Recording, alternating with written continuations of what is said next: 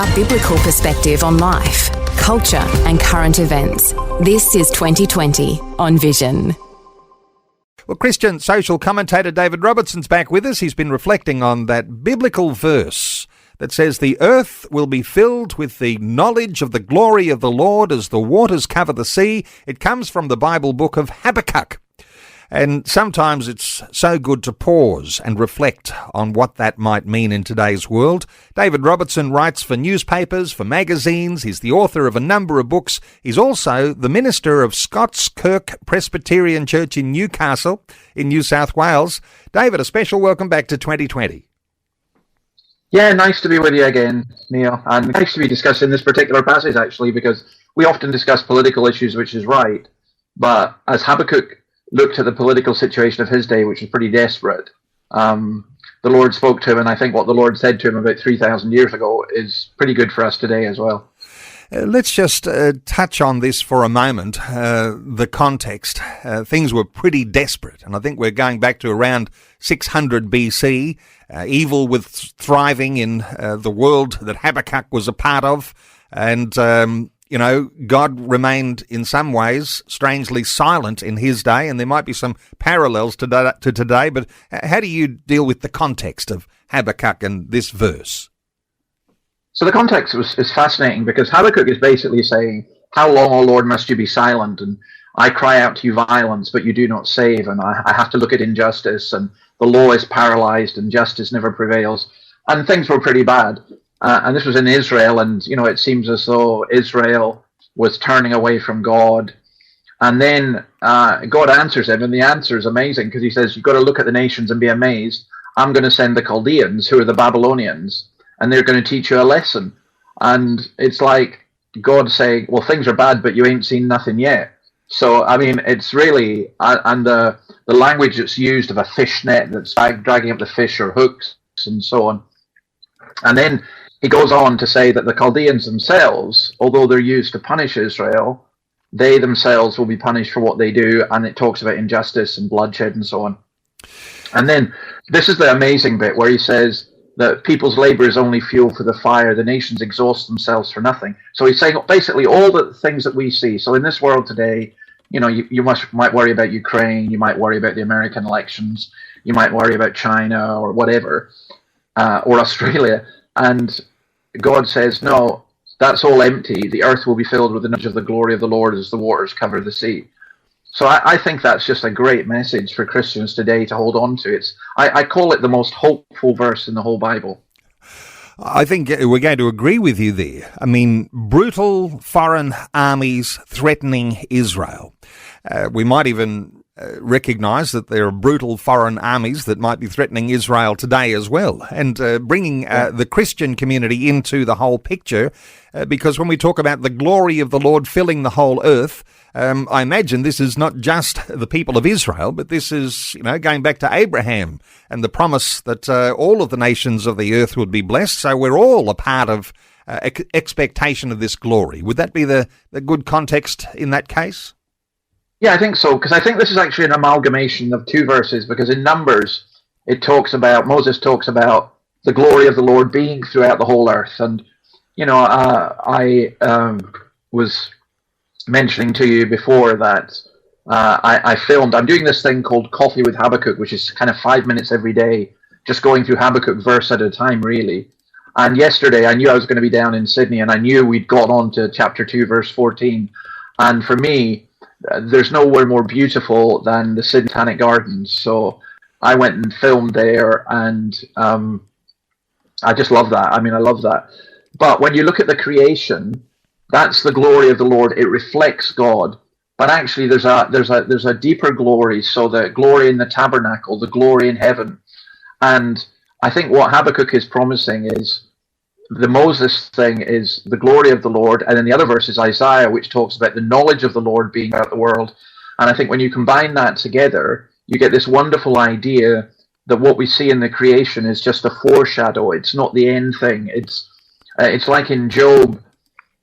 Job's looking at the outer fringe of the stars, and he says this is just the outer fringe of his power. So, I mean, I think that's extraordinary. I think there's such a tremendous hope and promise in that. I live in Whitebridge, and I can walk down to Dudley Beach. I mean, I don't really want to advertise it too much, because whenever I go down, there's hardly anyone there. And it's just, I mean, I love going down in the morning because it's just absolutely glorious. It's beautiful. And I think about that, and then I think about, in my church on Sunday when we're worshiping, I want that sense of the glory of God that makes even Dudley Beach look artificial. I know when we talk about glory, sometimes it can seem like an airy-fairy type of a term. And when you talk about the beauty of what you see, the glory of God, sometimes we reflect on the glory of God being, and I know people get into, some deeper thoughts about it, the weight of the reputation of Almighty God. But the beauty aspect here, this is very powerful, and somehow or other we can appreciate beauty, and maybe we appreciate beauty all the more when we have God's Spirit who dwells within. How do you reflect on this word glory, though, David, and the glory of the Lord? Yeah, absolutely that. I mean, the Hebrew word that's used can mean heavy, and I tend to think back to my old hippie days, something you would never know, I say, hey man, that's heavy, man. Oh man, that's heavy, like a topic is really heavy. And actually, the old hippie slang wasn't too far off it, wow. I mean, I guess the kind of American slang now would be, oh, that's awesome, man, that's awesome. But heavy, oh, heavy, man, heavy. Well, I think God's glory is heavy, but it's also beautiful. And I think that we grasp that when, you have that experience. I was down, as I say, at Dudley Beach about 3 or 4 weeks ago, and there was a sunrise that as the sun rose, it looked like a door. And honestly, I felt I was in some kind of sci-fi movie. It looked like a portal into heaven. And it was a stunning thing. I managed to get a picture of it, and yet it's something that you can describe. It's something, you say reputation, but it's even more. It includes that, but it's much, much more than that. And I think it's that aspect of beauty. And again, I think for us as Christians, there's so much ugliness in this world. I mean, I could list a whole range of things that are very ugly just now, and we are promised that the beauty of the Lord will fill the whole earth. I mean, Psalm 27 talks about, let the beauty of the Lord our God be upon us. And I think that's a real encouragement for Christians, and also to seek after it and to seek to reflect the beauty of Christ as much as we can. I think that is a wonderful contrast, ugly versus beauty, and to see the glory of the Lord reflected.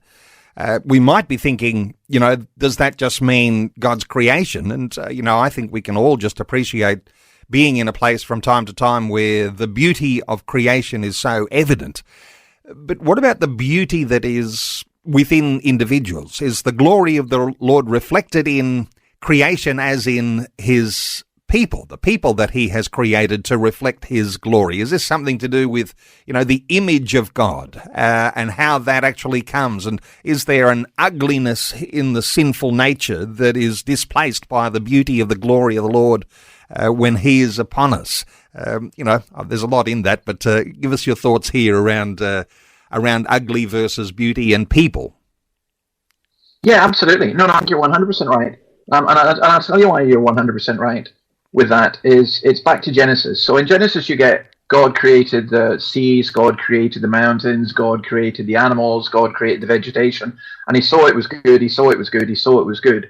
And then God created humanity, and he saw it was very good. That's what it said. And then it's pointed out that human beings are created in the image of God, both male and female are created in the image of God, which again is a key verse for our culture, as for every culture, to be honest. But I think that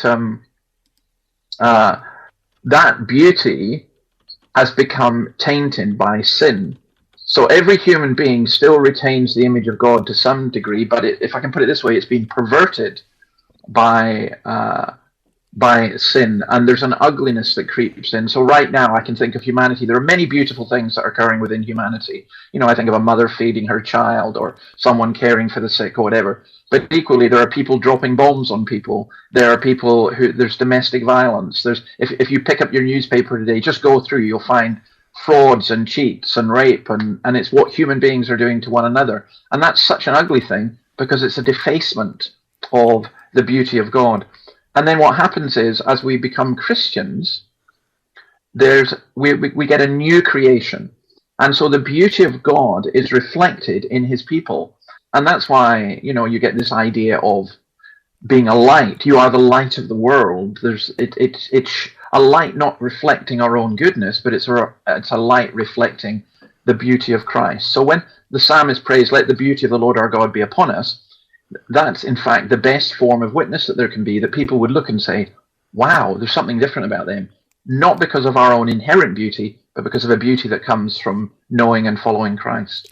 And Habakkuk was a prophet, and you can't deny this fact when you've got this sort of beautiful wording about the glory of the Lord.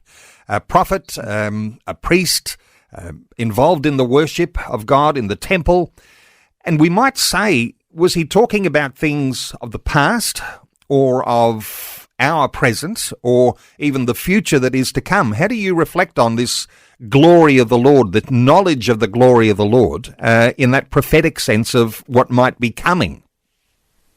Yeah, I think he talks about past, present, and future. So, for example, in the next chapter, in chapter 3, he says God came down from Teman, the Holy One from Mount Paran, and he's talking there about the Mosaic law and everything being given. He talks about it in the past.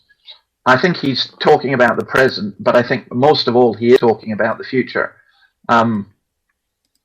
It's funny because he's being told that Jerusalem is going to be destroyed, and that the Israelites, Isaiah at the same time prophesying at the same time, and Jeremiah are going to say the same thing. And it must have seemed like the end of the world.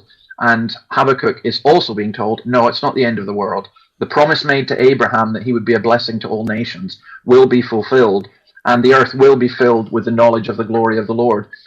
Now, I think that's true in terms of the creation, but I also think it is true in terms of the gospel being proclaimed to every nation.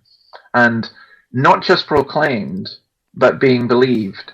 And again, my heart has been heavy and despondent about what I see going on in the world just now. And it's only when I lift my eyes beyond that and see this promise that I realize, what's going on in the world, it's temporary, it's relatively trivial in comparison with the glory of the Lord.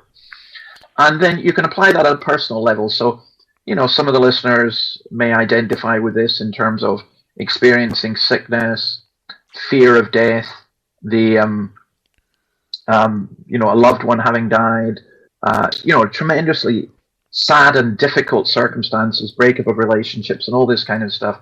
And it can be so overwhelming.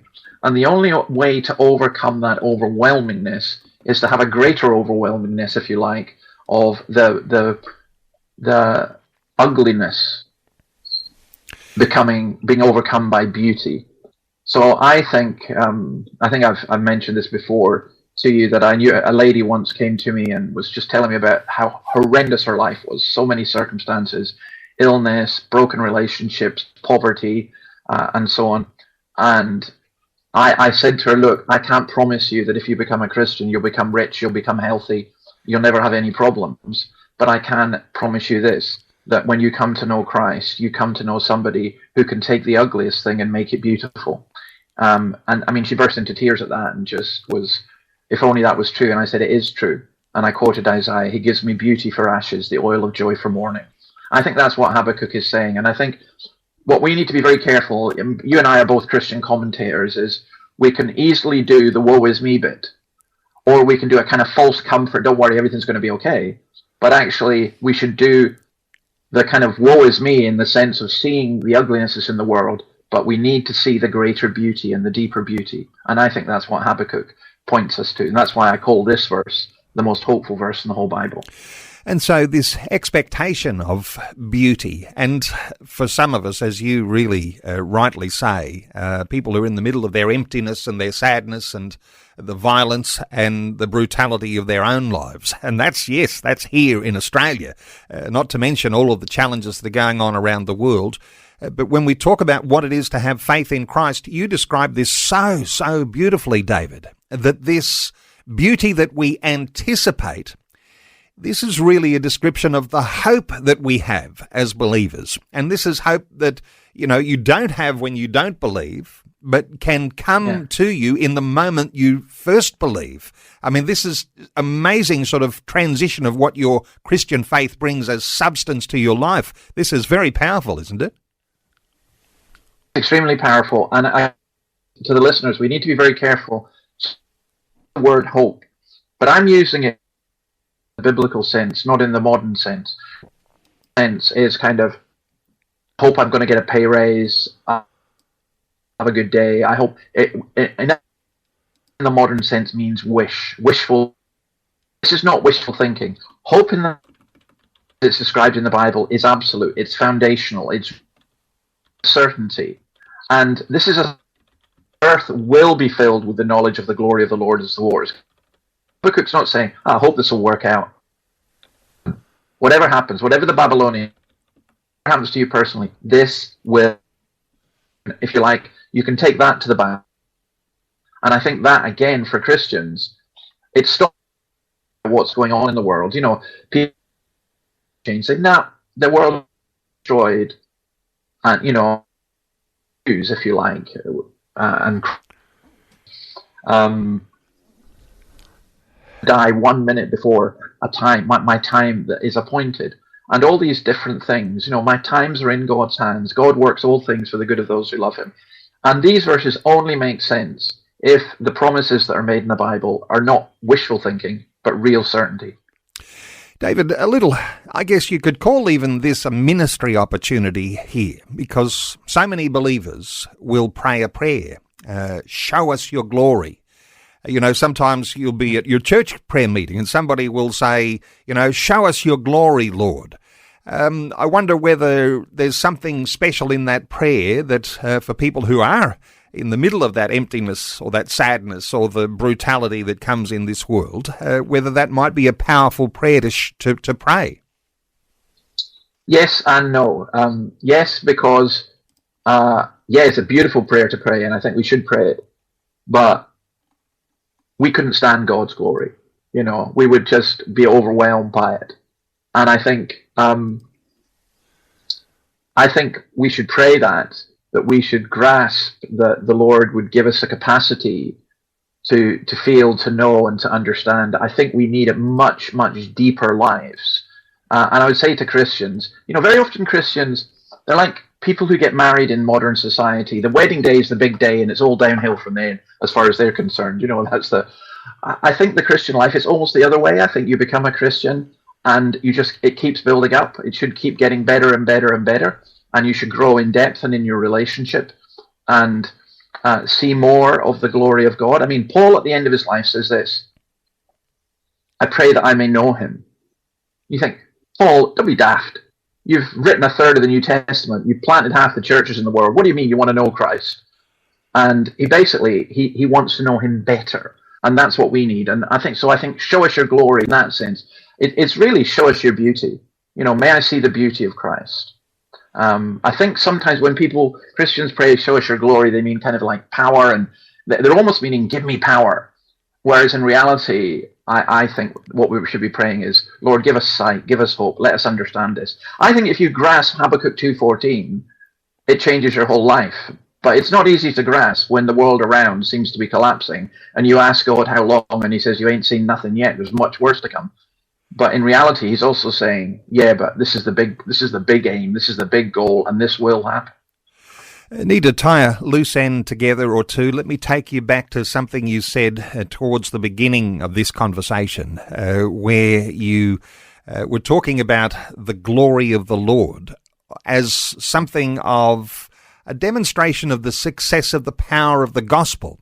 The power of the gospel, sometimes we think, you know, we underrate the power of the gospel, but it's going to be no doubt the power of the gospel that ushers in the glory of the Lord in that time, present and future. Any thoughts here, just as we wrap some things up here, the power of the gospel, is this a promise of the worldwide success of what God has said he'd do in his purposes?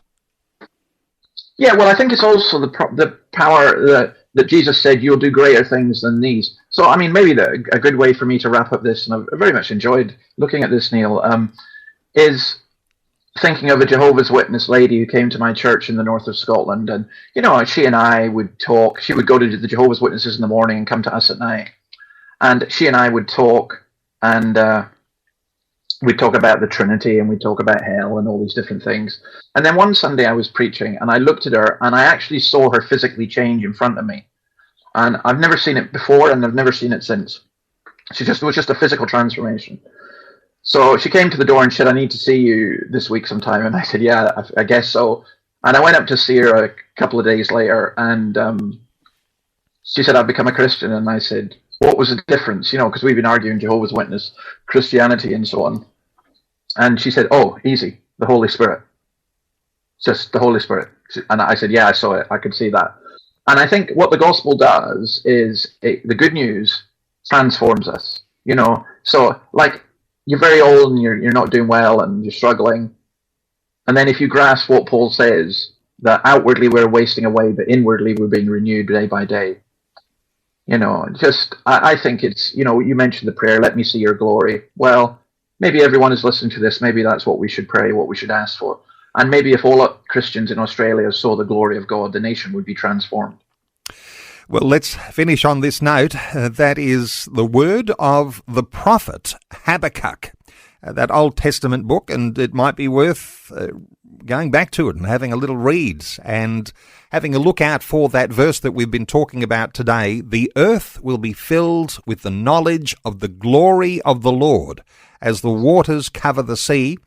And you might want to connect with David Robertson. He has actually been doing some videos too. You'll be able to find some links to how you can see him reflecting on these things in a series that he's calling Coffee with Habakkuk.